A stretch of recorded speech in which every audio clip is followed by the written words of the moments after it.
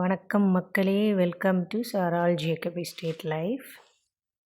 விடிய காலையில் 3 மணி. நாங்கள் எஸ்டேட் ரோட்டில் போயிட்டுருக்குறோம்.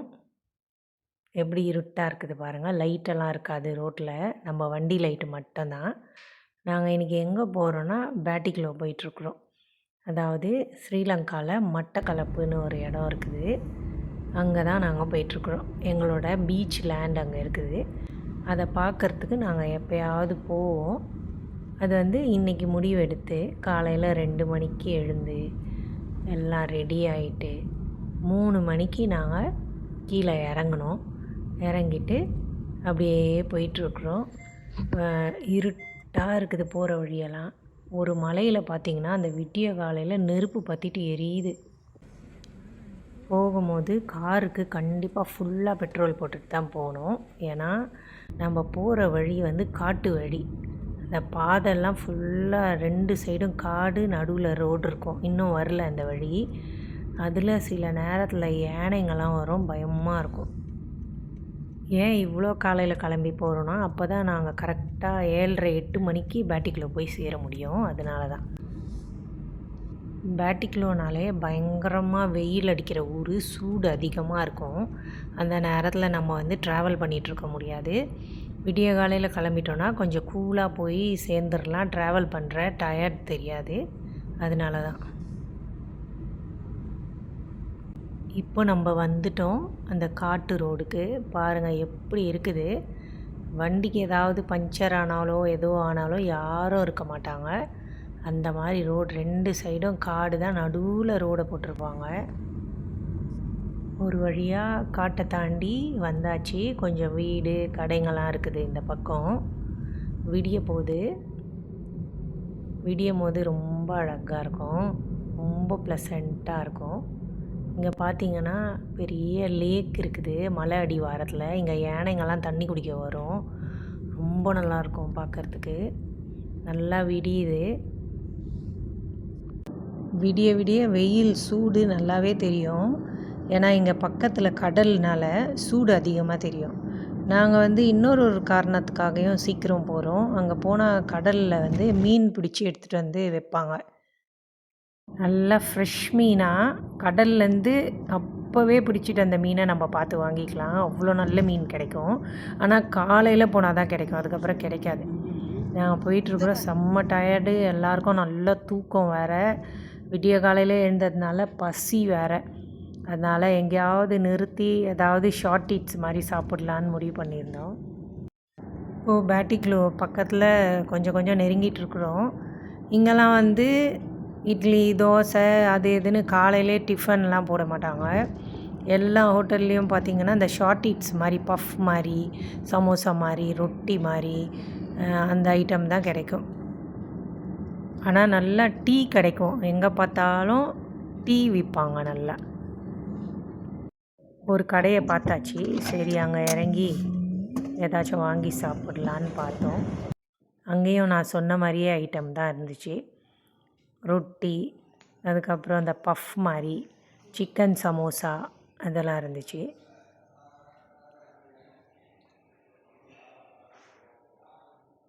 என்னோடய ஹஸ்பண்ட் போய் நிற்கிறாங்க. முதல்ல அங்கே என்ன இருக்குதுன்னு பார்த்துட்டு எங்களுக்கெலாம் ஓகேவான்னு கேட்பாங்க.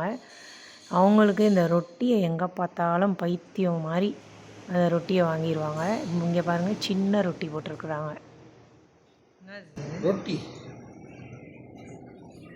இது பார்த்திங்கன்னா ரொட்டி சின்ன சின்ன சைஸு. இது வெஜிடபிள் சமோசா மாதிரி.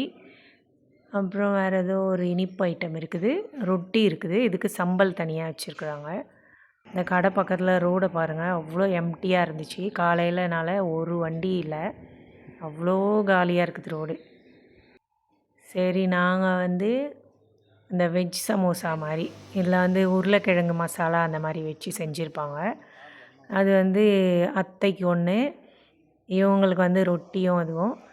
நான் எனக்கு பன் போதும்னு சொல்லிட்டேன். நான் எப்போவுமே வெளியே போனால் அந்த காரம்லாம் சாப்பிட மாட்டேன். ப்ளெயின் பன், க்ரீம் பன் அந்த மாதிரி வாங்கிப்பேன், அவ்வளோதான்.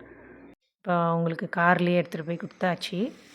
செம்ம டயர்டாக இருக்கிறதுனால அங்கேயே உட்காந்து சாப்பிட்ருவாங்க. டீ காஃபி குடிக்க மாட்டாங்க. அவங்களுக்கு ஜூஸ் மாதிரி ஏதாவது வாங்கி கொடுத்துருவோம்.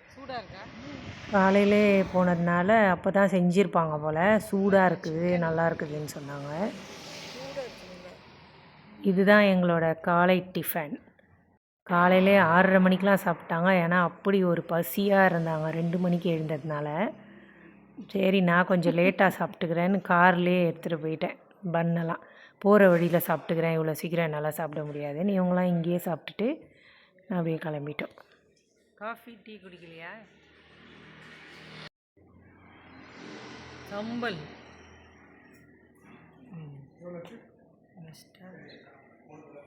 இது வந்து ஜிஞ்சர் பியர். இது நல்லா ஜீர்ணாகும், அது அத்தைக்கு. அவ்வளோதான், நாங்கள் முடிச்சுட்டு அங்கேருந்து அப்படியே கிளம்பிட்டோம். இப்போ நேராக நம்ம பீச் லேண்டுக்கு தான் அடுத்தது போய் ஸ்டாப் பண்ணுவோம். கிட்டத்தட்ட வந்துட்டோம். அங்கேருந்து நாங்கள் இன்னும் கொஞ்சம் உள்ளே போனோம். புன்னக்குடா ஏராவூர்னு அந்த இடத்துக்கு போனோம் நாங்கள். அங்கே தான் பீச் லேண்ட் இருக்குது. இப்போ வந்து சேர்ந்துட்டோம். என்ட்ரன்ஸில் தான் நிற்கிறோம். வந்தவனா இன்றைக்கி மீன் பிடிக்கலையான்னு கேட்குறாங்க. எங்களோட பேட் லக், இன்றைக்கி ஃப்ரைடே, யாரும் மீன் பிடிக்க கடலுக்கு போக மாட்டாங்களாம். அதே சாட்டர்டேவாக இருந்தால் நிறைய மீன் வந்திருக்கோம். நாங்கள் ஒரு ஆள் இல்லை, யாரும் மீன் பிடிக்க போகல. போர்டை பார்த்தீங்களா? Beach road Punnakuda. இங்கே தான் எங்களோட பீச் லேண்ட் இருக்குது. சரி உள்ளே போயிட்டோம். அங்கே பார்த்தா ஒரே ஒருத்தர் மீன் வச்சுட்டு இருந்தார். ஆனால் அப்படி ஒரு பயங்கரமான விலை சொல்கிறாரு. ஏன்னா இன்றைக்கி கடலுக்கு மீன் பிடிக்க போகாததுனால எங்களை பார்த்தோன்னே அப்படியே பயங்கரமான விலை சொன்னார். திருக்க மீன் ஒன்று பெருசு கடல்லேருந்து இழுத்துட்டு வந்து போட்டிருக்குறாங்க, அங்கே கிடக்குது. வாங்கலை நாங்கள், பயங்கர விலை. இந்த லேண்டுக்கு பக்கத்துலேயே பார்த்திங்கன்னா இங்கே வந்து புத்தர் கோயில் இருக்குது. அதை தாண்டி உள்ளே போனால் தான் எங்களோட மெயின் என்ட்ரன்ஸ். இங்கே நாங்கள் எப்போயாவது தான் வருவோம். வாட்சர்ஸ் தான் இது பார்த்துக்கிறாங்க. அதனால் மெயின்டெனன்ஸ் அவ்வளோ சரியில்லை. இங்கே என்னென்னா நிறைய பனைமரம் இருக்கும். அதில் நுங்கு அப்படி காய்ச்சி இருக்குது.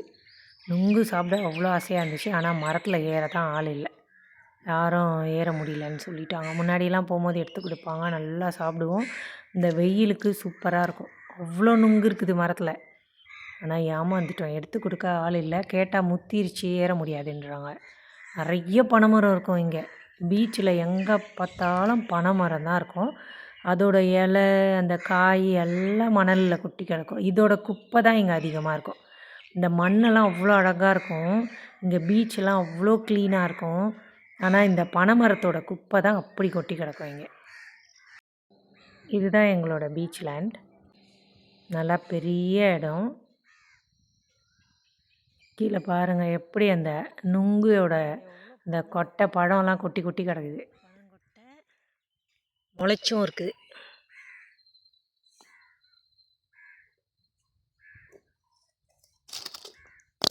கல் இவ்வளோ அழகாக இருக்குது.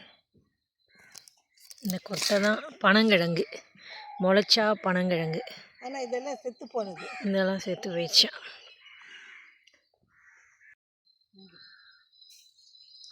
நல்லா வெயில் அடிக்குது இன்னைக்கு.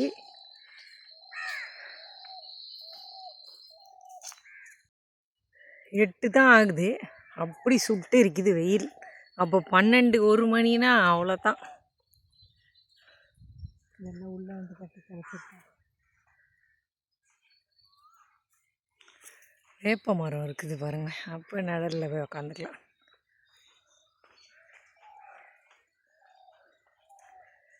இன்றைக்கி ஃப்ரைடேனால யாரும் மீன் பிடிக்க போகலையா. மீன் வாங்கலான்னு வந்தோம், பார்த்தா மீன் கடலுக்கே போகலையா.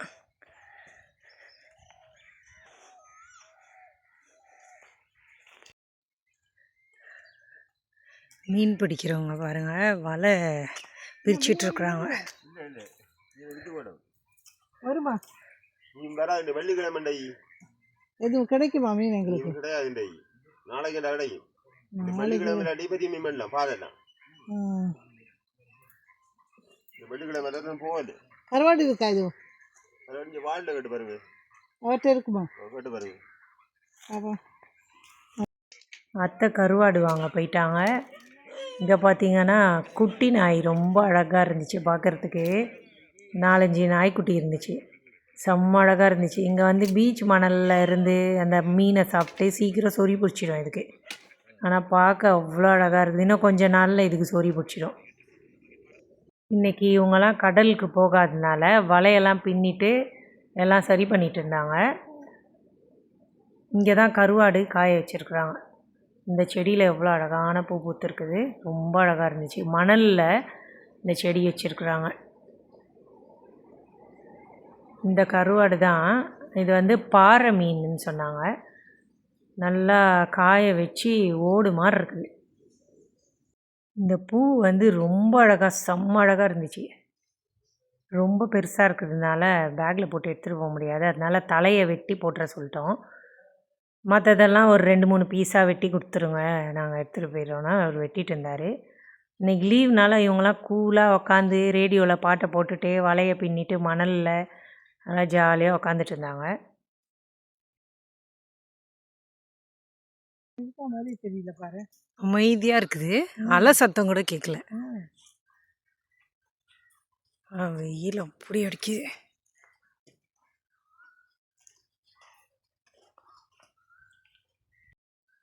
யூ ஷேப்பில் இருந்தால் அது ஒரு குடா.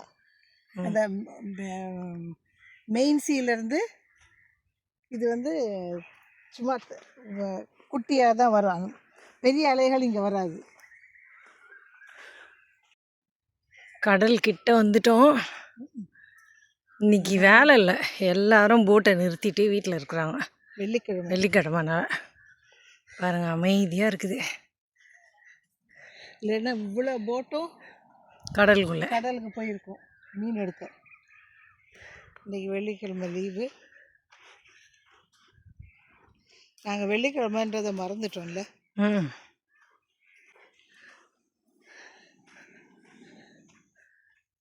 இங்கே கடல் தண்ணி இருக்கும், வத்திருச்சு பாரு.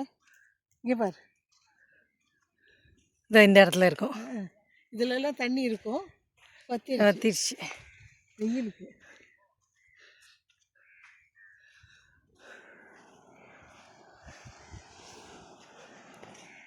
குட்டி குட்டி அலையாக வருது. இங்கே பெரிய அலை வராது.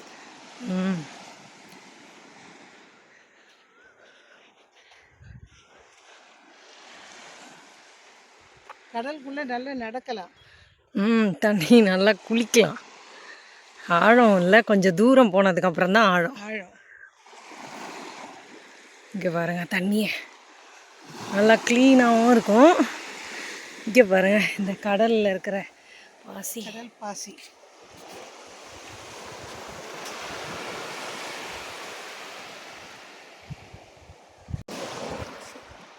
அவ்வளோ பரவாயில்ல. இங்கே பாரு தண்ணி இந்த வேறு ஷூவை கட்டிட்டு வரேன்.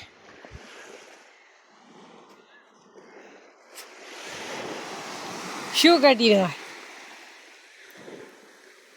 ஆஹா, வருங்கள் வருங்கள். இங்கே பாருங்க, தண்ணி எவ்வளோ கிளியராக இருக்குது. அப்படியே நடந்து போகலாம் கொஞ்சம் தூரம் உள்ள. செம்ம அழகாக இருக்குது பாருங்க. ப்ளூவாக அப்படியே க்ளீனாக இருக்கும் தண்ணி.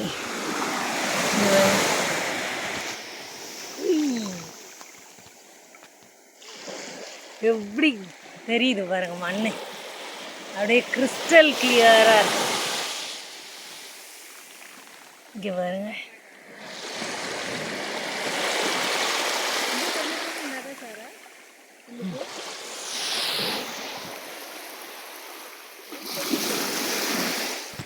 மண் தெரியுது. செம்ம அழகாக இருக்குது. இப்படியே போகலாம் போல நடந்து. வேறு எவ்வளோ கிளியராக இருக்குது. நல்லா குளிக்கலாம் இங்கே உக்காந்து ஜாலியாக.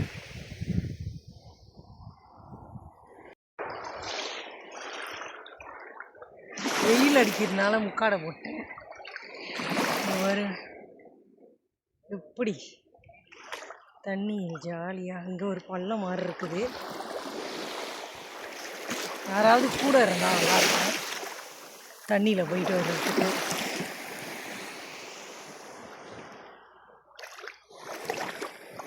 காலில் குத்தம் அந்த இதெல்லாம்.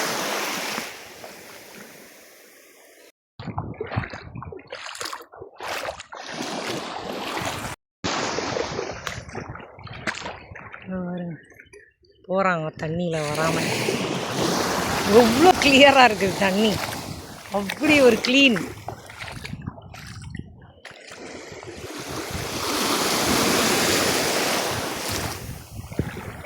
இது வந்து ப்ரைவேட் லேண்ட். இது எங்களுக்கு சொந்தமான இடம்னால வெளியாளுங்க யாரும் உள்ளே வர மாட்டாங்க. வெறும் மீன் பிடிக்கிறவங்க மட்டும்தான், மற்றபடி யாரும் வர முடியாது. அதனால தான் அவ்வளோ நீட்டாக க்ளீனாக இருக்கும்.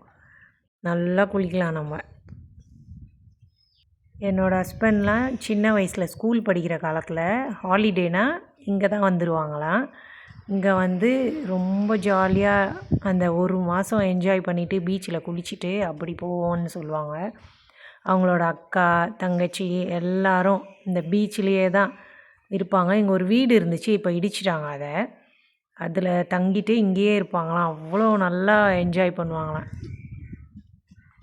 இவரோட ஹேட் பாருங்கள், தொப்பி எவ்வளோ அழகாக இருக்குது. அதனால தான் ஒரு வீடியோ எடுத்தேன்.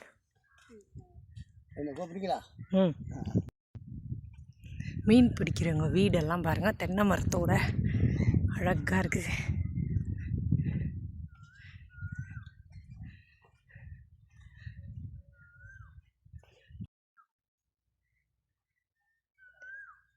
பாருங்கள், வீட்டுக்குள்ளே பின்னாடி கிணறு வச்சுருக்காங்க அழகாக.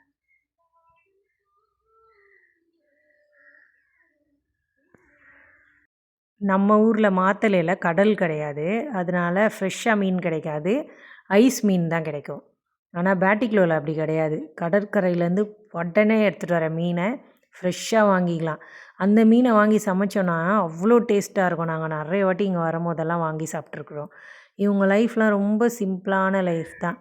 அப்படியே கடலுக்கு போவாங்க, மீன் பிடிச்சிட்டு வருவாங்க, அந்த மீன்லேருந்து கொஞ்சம் எடுத்து சமைச்சி சாப்பிட்டுட்டு அப்படியே அந்த மணலில் உட்காந்து வலை பின்னிட்டு அப்படியே தான் அவங்க லைஃபு. ரொம்ப நல்லாயிருக்கும். ஆனால் இங்கே ஒரே ஒரு விஷயம் என்னென்னா, பயங்கர சூடாக இருக்கும்.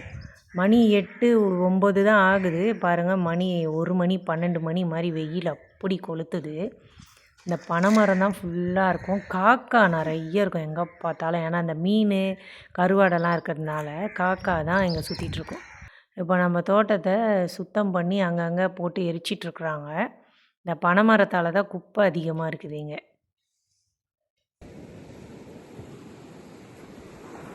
இதுதான் வளைகுடா. இது வந்து மெயின் சி.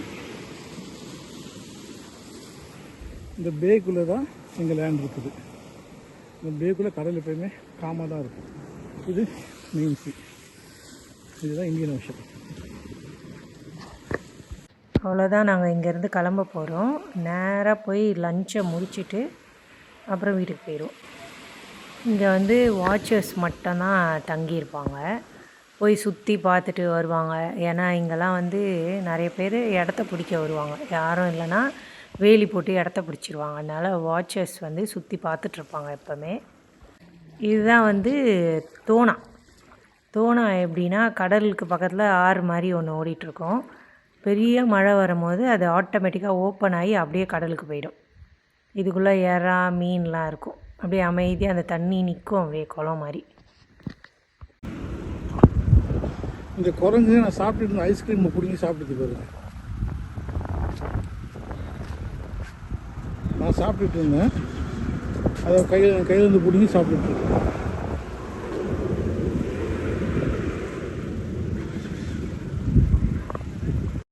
வந்துட்டோம், ஒரு நல்ல இடமா பார்த்து சாப்பிட உக்காந்துட்டோம். ஆர்டர் கொடுத்தோம், அது பார்த்தா ரொம்ப நேரம் ஆகுது. சரி, வெயிட் பண்ணிகிட்டு இருந்ததுக்கு செம்ம பசி. ஃப்ரைட் ரைஸ், அதுக்கப்புறம் அதுக்கு சைட் டிஷ்ஷு ஆர்டர் பண்ணிவிட்டு கோக்கு அந்த ஜூஸ்லாம் ஆர்டர் பண்ணி நல்லா சாப்பிட்டோம் நிம்மதியாக. ஏன்னா காலையிலேருந்து பட்டினி மாதிரி தான், ஒன்றுமே சரியாக சாப்பிடல. இப்போ நல்லா சாப்பிட்டோம். சாப்பிட்டுட்டு திரும்ப பயணம் தொடருது. நம்ம ஊருக்கு திரும்பி போகிறோம். நல்லபடியாக முடிஞ்சுது. இந்த வீடியோ உங்களுக்கு பிடிச்சிருந்தா சேனலை சப்ஸ்கிரைப் பண்ணிக்கோங்க. அப்படியே ஷேர், கமெண்ட், லைக் பண்ணுங்கள் மக்களே. எனக்கு சப்போர்ட் பண்ணுற எல்லாருக்கும் ரொம்ப ரொம்ப நன்றி. Thank you so much. நாளைக்கு மறுபடியும் ஒரு நல்ல வீடியோவோட உங்களை பார்க்குறேன். அது வரைக்கும் எல்லோரும் சேஃபாக இருங்க. Thank you so much. God bless you all. Bye.